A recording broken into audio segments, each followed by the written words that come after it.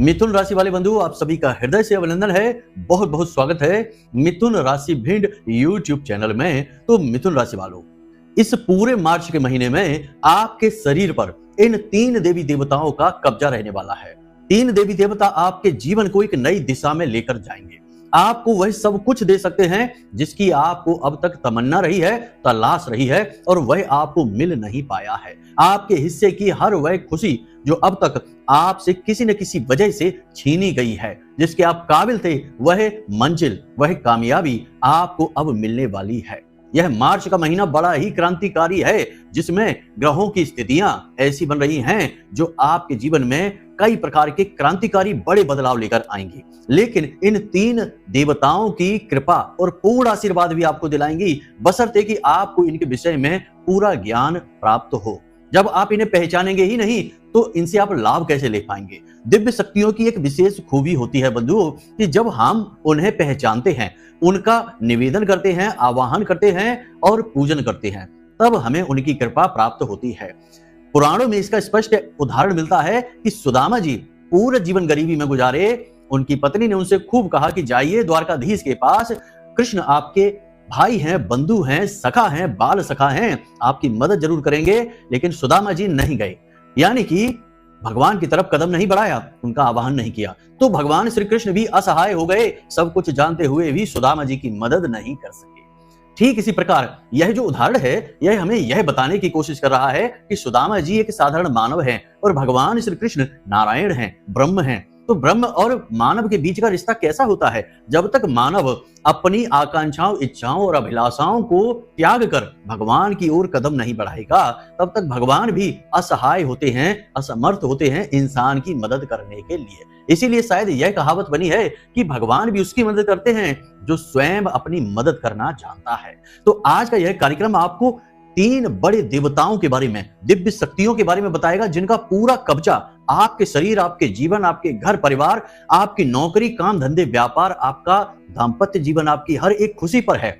लेकिन आपको इन 3 देवताओं के बारे में कुछ भी नहीं पता है, भनक तक नहीं है। और यदि कहीं से आपको थोड़ी बहुत इनकी भनक मिलती भी है तो आप ध्यान नहीं देते हैं, क्योंकि आपको इतनी गहराई से किसी ने अब तक ये बातें बताई ही नहीं है। शास्त्रों के उदाहरणों के साथ, पूर्ण क्रिया विधि के साथ प्रमाणित करते हुए आज के इस कार्यक्रम में हम आपको इन 3 देवताओं के बारे में बताएंगे।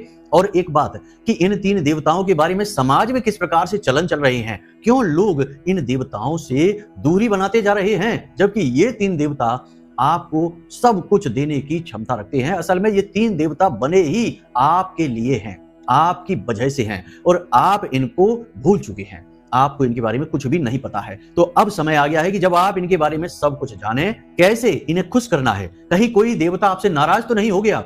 यदि नाराज हुआ तो उसका क्या प्रमाण है, संकेत क्या है? और यदि नाराज है तो उन्हें प्रसन्न कैसे किया जाए? क्योंकि देवता जैसे नाराज होते हैं तो प्रसन्न भी जल्दी हो जाते हैं। वे कोई राक्षस नहीं है, आपको दुखी नहीं करना चाहते हैं। बस आपने उनका निरादर, तिरस्कार कर दिया, उनका पूजन नहीं किया, उनका मान सम्मान नहीं किया, इस वजह से वे आपको छोड़कर जा चुके हैं। यही होती है नाराजगी। बाकी आपका नुकसान नहीं करेंगे वो, परंतु आपके लिए समय पर खड़े भी नहीं रहेंगे। तो कैसे उन्हें प्रसन्न किया जाए? या आपसे नाराज हुए भी हैं कि नहीं हुए हैं? नहीं हुए हैं तो बहुत अच्छी बात है। मतलब कि आज का यह जो ज्योतिषीय कार्यक्रम है, यह ना केवल आपको ग्रह नक्षत्रों के विषय में बहुत ही गहराई से ज्ञान देने वाला है, विस्तार से सब कुछ बताने वाला है, बल्कि आपको इन 3 देवताओं के बारे में भी ऐसी ऐसी रहस्यमयी बातें बताने वाला है यह कार्यक्रम कि आपकी सांसें कहीं भटक ही नहीं पाएंगी। पूरा ध्यान कार्यक्रम पर ही बना रहेगा। लेकिन बंधु, एक बार आपसे हमारा निवेदन यह जरूर है कि अभी आपको कार्यक्रम शुरुआत से अंत तक देखना है।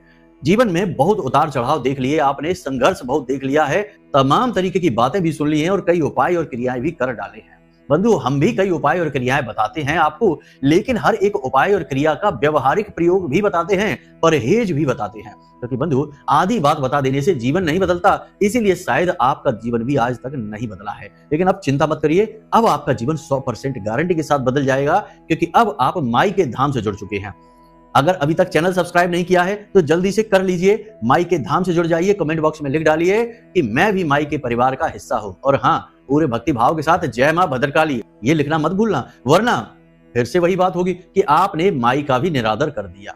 ऐसा मत करना, ऐसी भूल मत करना, वरना जीवन नष्ट भ्रष्ट होते देर नहीं लगती। दिव्य शक्तियों ने जहां हाथ खींच लिए, मानव अनाथ हो जाता है। शुद्ध अनाथ मानव वही कहा जाता है जिसके ऊपर उसकी संरक्षक दिव्य शक्तियों का साया नहीं है, उसे कोई बचा ही नहीं सकता है। फिर तो वही होता है जो नियति में लिखा होता है, या यूं कह दें कि नकारात्मक ऊर्जाएं उसके साथ करवाती हैं, भूत प्रेत पिशाच उसका शोषण करते हैं। कहने का मतलब यह है कि बंधुओं, वह नरकीय यात्रा से बेहतर है कि आप इस गुप्त ज्ञान को ग्रहण कर लें और जीवन में आगे बढ़ जाएं स्वर्ग की ओर दिव्य शक्तियों के साथ। तो चलिए बंधुओं, अब अपने मूल विषय को शुरू करते हैं।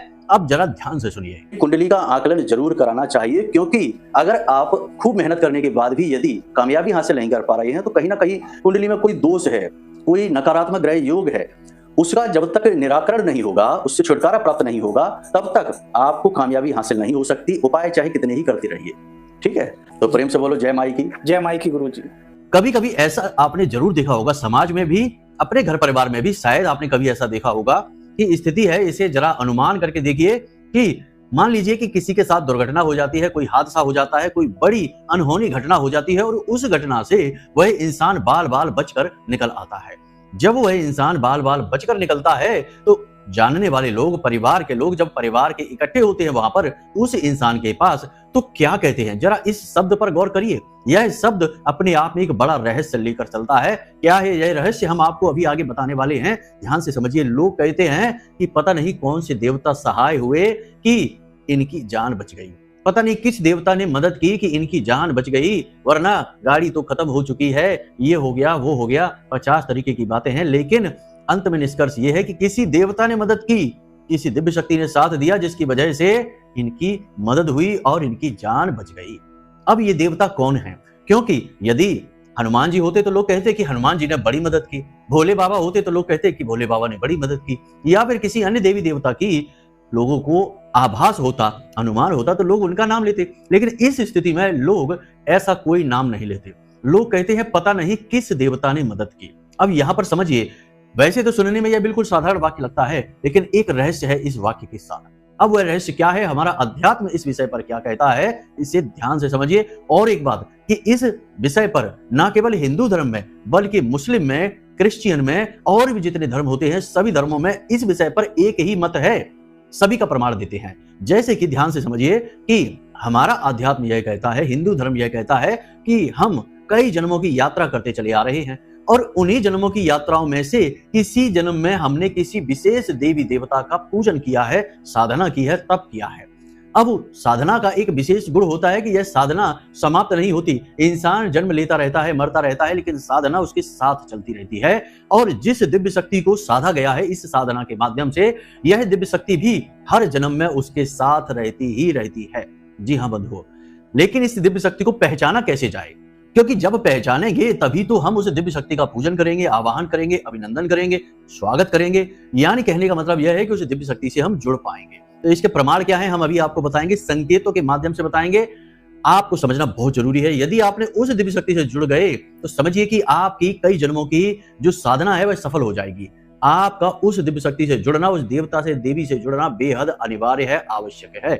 पहली बात यह हो गई। दूसरी बात यह कि वह देवी या देवता जिसकी आपने पिछले कई जन्मों में साधना की थी, वह खुलकर आपके सामने क्यों नहीं आ जाते हैं, क्यों नहीं अपने बारे में आपको संकेत दे देते? क्योंकि आपने तो उनकी पिछले कई जन्मों में साधनाएं भी की हैं, तो क्यों नहीं वो आपको संकेत दे देते हैं और आपकी खुलकर मदद कर देते हैं? तो फिर से बात वहीं आ जाती है कि यहाँ पर आपको अपनी तर्क शक्ति, अपनी बुद्धि विवेक का इस्तेमाल करना होगा। देवता खुद बढ़कर कभी मदद करने नहीं आते हैं जब तक कि आप उनकी तरफ 2 कदम ना बढ़ाएं। आप 2 कदम बढ़ा देंगे तो वो 10 कदम बढ़ाएंगे और आजीवन आपके साथ रहेंगे, ये बात निश्चित है। लेकिन पहले आपको ही उन्हें पहचानना होगा। हिंदू धर्म में इन्हें रक्षक देव कहा गया है। ये हर वक्त आपकी रक्षा करते हैं, आपके साथ रहते हैं, छिपकर आपके लिए मदद करते हैं, काम करते हैं। और यही चीज यदि दूसरे धर्मों में देखा जाए तो क्रिश्चियन में इन्हें एंजल कहा जाता है, जो हर इंसान के साथ रहते हैं। और मुस्लिम में इन्हें रब्बी कहा जाता है, जो हर एक की मदद करने के लिए तैयार रहते हैं। कहने का मतलब यह है कि देवी देवता किसी न किसी रूप में हर वक्त साथ रहते हैं। आपने उनकी साधना की है, इस वजह से वे आपके साथ हैं। अब आप उन्हें पहचान नहीं पा रहे हैं।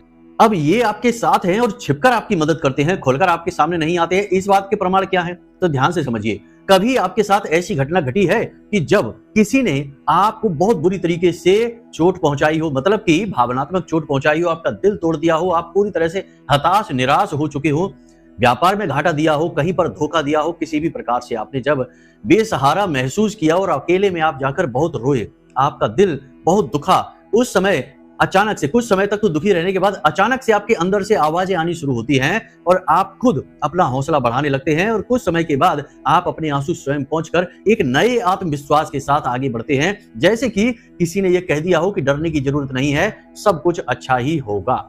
यह जो आत्मविश्वास आता है यह उसी दिव्य शक्ति की ओर से आता है। कभी कभी ऐसा भी होता है कि कोई दुर्घटना होती है, हादसा होता है और फिर से वही बात कि आप बाल बाल बचकर निकल आते हैं, यह उसी देवता का साथ होता है। इसी प्रकार सपनों में किसी का चित्र दिखाई देता है, किसी की छाया दिखाई देती है और वह छाया और चित्र देखकर अच्छा लगता है, बुरा नहीं लगता, भय नहीं लगता है, यह भी प्रमाण है। कभी कभी आपके आसपास किसी के होने का एहसास होता है, आप अकेले बैठे हैं, आपको पता है कि आसपास कोई नहीं है, तभी अचानक आपको ऐसा लगता है जैसे बगल में कोई आ गया है या पीछे कोई चलकर आ चुका है या बगल से कोई निकल गया है। ऐसा सब कुछ महसूस हो तो समझो कि वह देवता, वह शक्ति आपके साथ है, आपकी खुलकर मदद करना चाहती है, आप उसे बस पहचान नहीं पाए हैं। तो अब आप इसे कैसे पहचानेंगे, बात ये करते हैं। तो सबसे महत्वपूर्ण यहाँ पर यह है कि एक बहुत ही सरल प्रक्रिया है, सरल गति है जिससे आप इस देवता को पहचान सकते हैं, जिसकी आपने पिछले किसी न किसी जन्म में बहुत साधना की थी, घोर साधना की थी। तो कैसे पहचानेंगे? अब यहाँ पर जितने लोग इस कार्यक्रम को देख रहे हैं उनके सबके मन में यह बात आ सकती है कि अरे गुरुजी,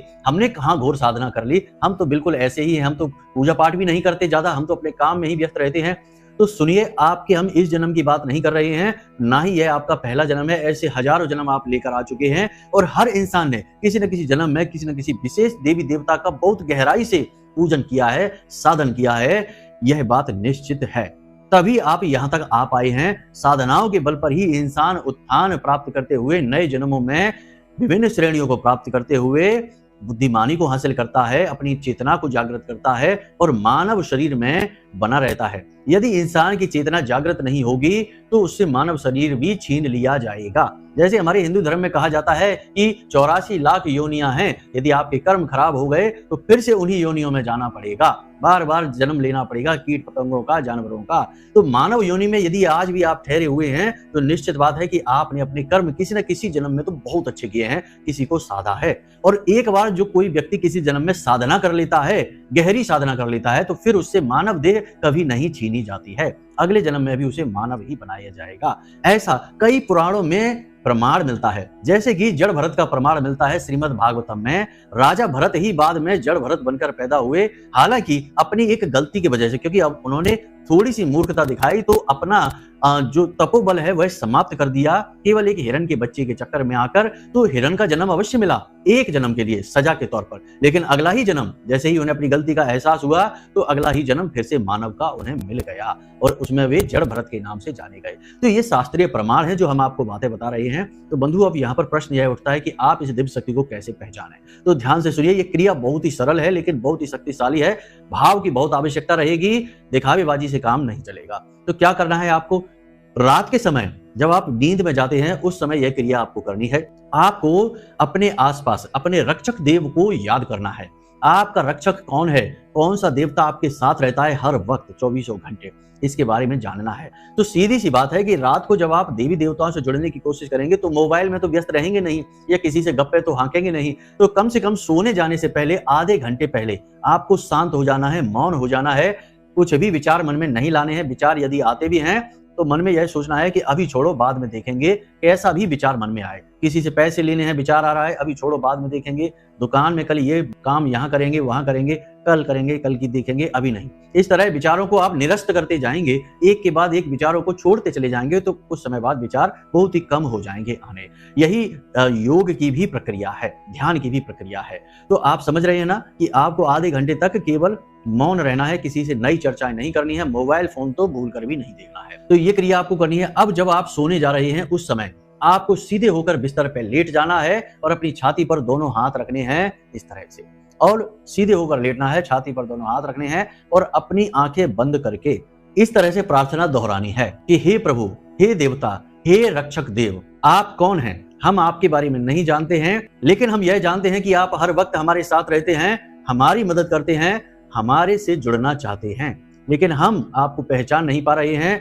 कृपा करके हमें अपने होने का आभास कराइए। हमारी बुद्धि बहुत कम है, हम आपको समझ नहीं पा रहे हैं, इसलिए हमें अपने होने का एहसास कराइए ताकि हम आपको पहचानें, आपसे जुड़ें, आपका पूजन करें, आपका अभिनंदन अभिवादन करें।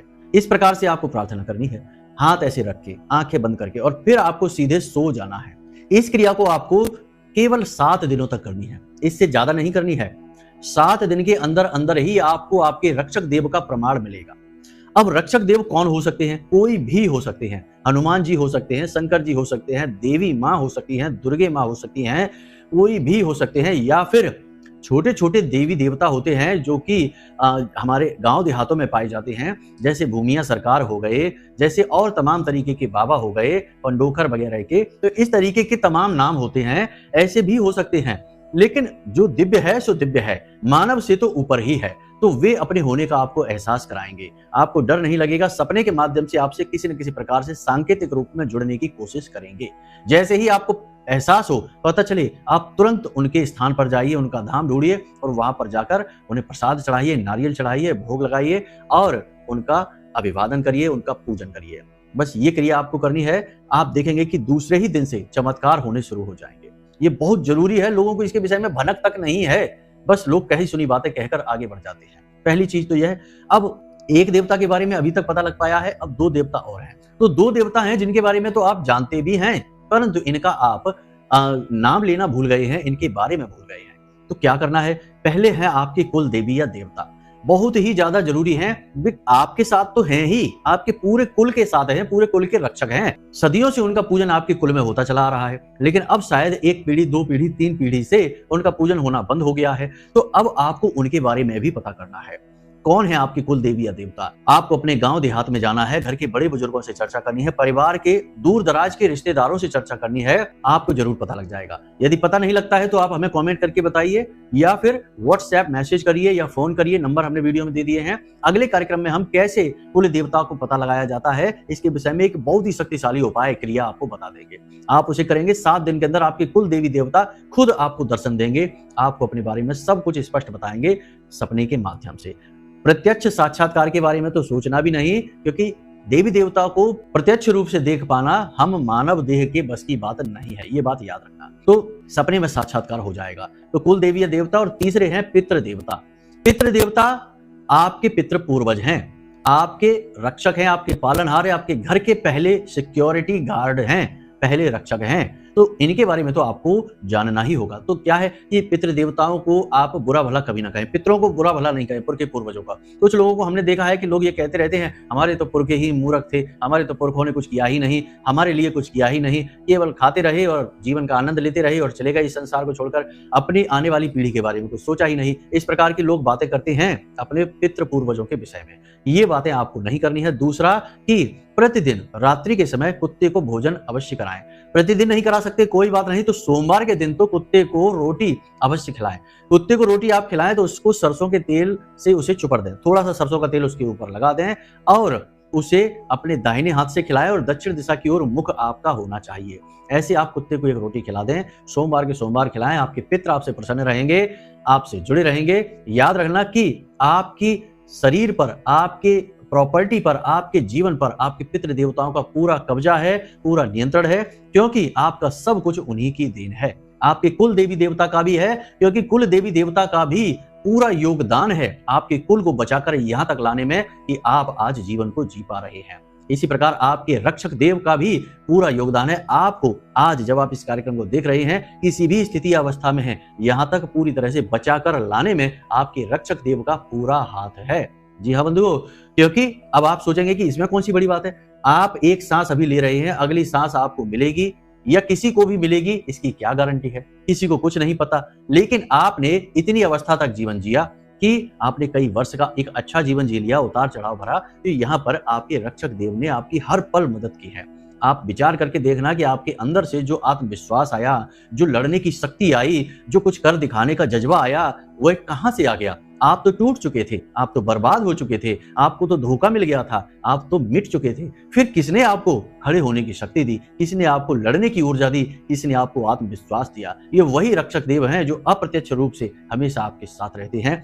हमारा हिंदू धर्म तो यहाँ तक कहता है कि जब हमारा अंतिम समय आता है, यानी हर मानव का अंतिम समय आता है, तो उसके रक्षक देव उसके सामने साक्षात प्रकट होते हैं। जी हाँ बंधुओं, इसीलिए आपने देखा होगा कि जो लोग मरणासन्न होते हैं, मरण शैया पर होते हैं, मरण धर्म होते हैं, वे लोग ऐसी बातें करते हैं कि उन्हें कोई दिखाई दे रहा है, देखो यहाँ पर कोई खड़ा है, देखो वह हमसे कुछ कह रहा है, वह हमसे कह रहा है कि अब चलो। ये वही रक्षक देव हैं जो प्रकट हो जाते हैं साक्षात उसी इंसान के लिए और उससे कहते हैं कि बंधु, हमारे भाई, हमारे प्रिय, अब चलो इस संसार से विदा होने का समय आ गया है। बंधु, ये सारी बातें भयभीत करने के लिए नहीं है, ये सारी बातें आपको जागृत करने के लिए हैं। कोई भी नहीं बताएगा ये बातें आपको, साधना के अनुभवों से ये बातें पता चलती हैं, अनुभूतियां होती हैं, तब पता चलती हैं। लिखी पढ़ी की तो 100 बातें होती हैं, कही सुनी की 1000 बातें होती हैं, लेकिन मूल सार तत्व एक ही होता है। वही हमने आपको इस कार्यक्रम के माध्यम से देने की कोशिश की है। यदि अच्छा लगा हो सब कुछ तो कमेंट में बड़े प्रेम के साथ जय माई की अवश्य लिख देना। माई के धाम से यह कार्यक्रम प्रसारित हो रहा है। हमारी कही हर एक बात की हम पूरी जिम्मेदारी लेंगे और आपसे हम यही कहेंगे कि बस अपने देवी देवताओं से जुड़ जाइए, आपका उद्धार निश्चित है। ग्रह नक्षत्र इस महीने, मार्च के महीने में आपको बहुत कुछ देने को तैयार हैं। बस सकारात्मक ऊर्जा की आवश्यकता है और उद्धार हो जाएगा। एक धमाका होगा कामयाबी का और रातों रात पासा पलट जाएगा। बंधुओं, ये बातें कही जाती हैं, सच हैं तभी कही जाती हैं। झूठ, अनाप शनाप बातें चलन में इस तरह नहीं आती। कहावतें भी तब बनती हैं जब व्यवहारिक जीवन में कहीं ना कहीं ऐसा देखा जाता है। तो ये बातें हम जो आपको कह रहे हैं ये सत्य हो जाएंगी, बस आपको सारी बातों को समझकर जीवन में उतारना होगा। चलिए बंधुओं, आज के कार्यक्रम को यहीं पर विराम देते हैं। हमेशा हंसते रहिए, मुस्कुराते रहिए, सकारात्मक रहिए और महामाई पर अपनी आस्था और विश्वास बनाकर रखिए। यदि आपको कुंडली विश्लेषण कराना है, कोई प्रश्न मन में आए तो नंबर वीडियो में दिया है, फोन करिए, अभी सारी जानकारी ले लीजिए। तो चलिए बंधुओं, प्रेम से बोलिए जय माई की। महामाई आपका कल्याण करेंगे।